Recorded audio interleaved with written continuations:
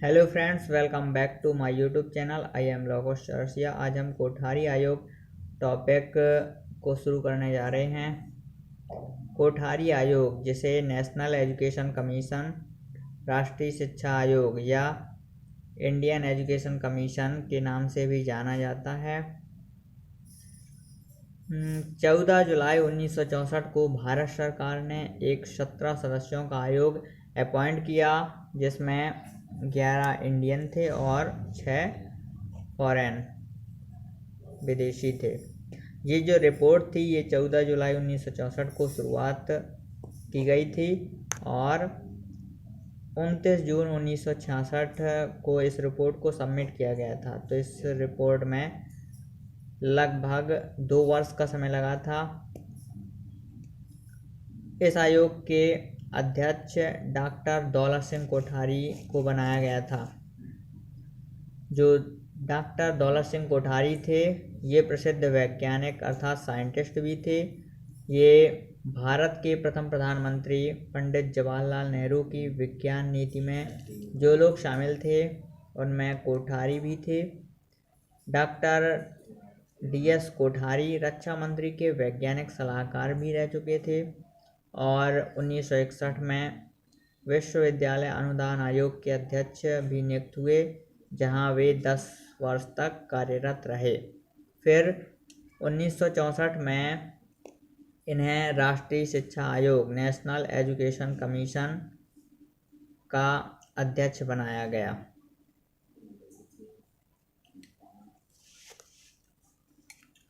इस रिपोर्ट का कार्य था भारतीय शिक्षा प्रणाली की समीक्षा करना और भारत सरकार को इसके सुधार के लिए उचित सुझाव देना। उद्देश्य देश में शिक्षा के स्तर को बढ़ाना। इस आयोग की रिपोर्ट थी एजुकेशनल एंड नेशनल डेवलपमेंट। इस रिपोर्ट ने आज़ादी के बाद यह पहला शिक्षा आयोग था जिसने अपनी रिपोर्ट में सामाजिक बदलावों को ध्यान में रखते हुए कई ठोस सुझाव दिए। कोठारी आयोग ने प्राथमिक, माध्यमिक और उच्च माध्यमिक शिक्षा तीनों के बारे में सुझाव दिए।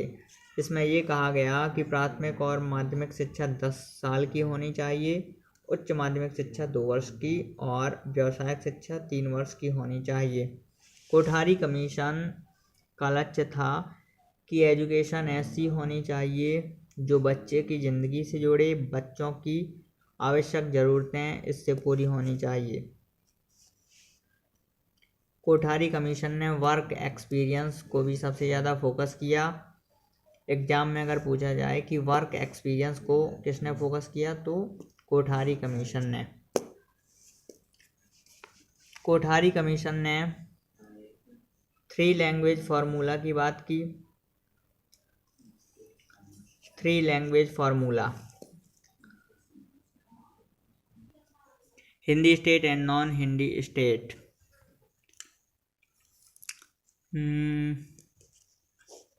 इसमें ये कहा गया कि प्रथम भाषा के रूप में मातृभाषा या क्षेत्रीय भाषा को अपनाया जाए।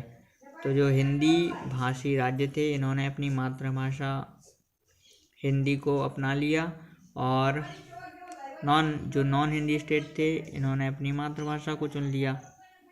जो केरल, तमिलनाडु, कर्नाटक, इनने अपनी मातृभाषा को चुन लिया।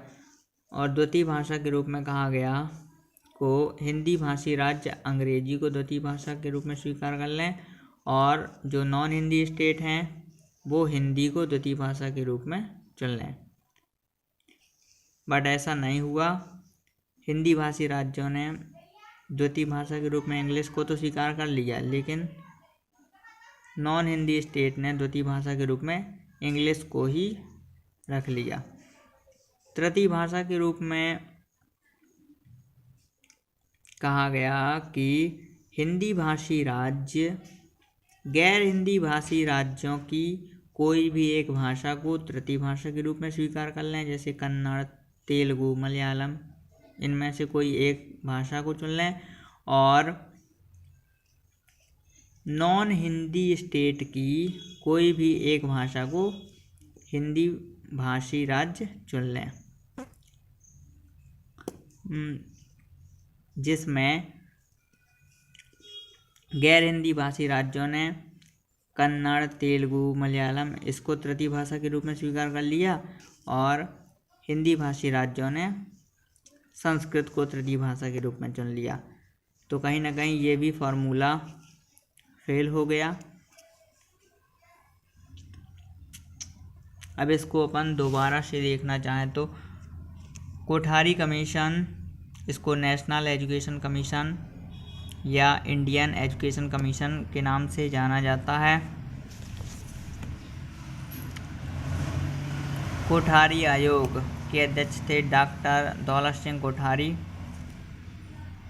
ये रिपोर्ट 14 जुलाई 1964 को शुरू की गई थी और 29 जून 1966 को इस रिपोर्ट को सबमिट किया गया। ये जो रिपोर्ट थी, इस रिपोर्ट का उद्देश्य था देश में शिक्षा के स्तर को बढ़ाना, एजुकेशनल एंड नेशनल डेवलपमेंट। इस रिपोर्ट में कहा गया कि जो केंद्र सरकार है उसको अपनी आय का 6% शिक्षा में खर्च करना होगा।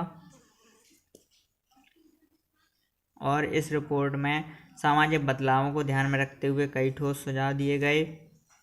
इसमें प्राथमिक माध्यमिक शिक्षा 10 साल की होनी चाहिए और उच्च माध्यमिक शिक्षा 2 वर्ष की, व्यावसायिक शिक्षा 3 वर्ष की होनी चाहिए। इसमें सुझाव दिए गए। कोठारी कमीशन का लक्ष्य था कि एजुकेशन ऐसी होनी चाहिए जो बच्चे की ज़िंदगी से जोड़े, बच्चों की आवश्यक ज़रूरतें इससे पूरी हों। कोठारी कमीशन ने वर्क एक्सपीरियंस को भी फोकस किया, 3 लैंग्वेज फार्मूला दिया।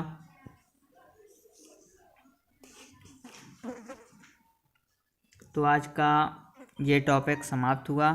Thank you.